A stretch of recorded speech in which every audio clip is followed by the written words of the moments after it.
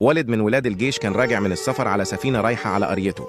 السفينة كانت ماشية بسرعة كبيرة في نص البحر، وفجأة خبطت في صخرة ضخمة واتكسر الباب اللي تحتها. القبطان بلغ الركاب وقالهم إن في تسريب في السفينة ومش هنقدر نصمد كتير. الركاب اتخضوا وبدأوا يجروا في كل اتجاه من الخوف. ساعتها الولد ابن الجيش نط من على سطح السفينة ونزل في البحر وراح للباب اللي اتكسر وقدر يركب واحد غيره مكانه. وفعلا أنقذ كل الركاب ومفيش حد حصل له حاجة. بس الغريب إن ولا واحد فيهم عمل لايك ولا اشترك.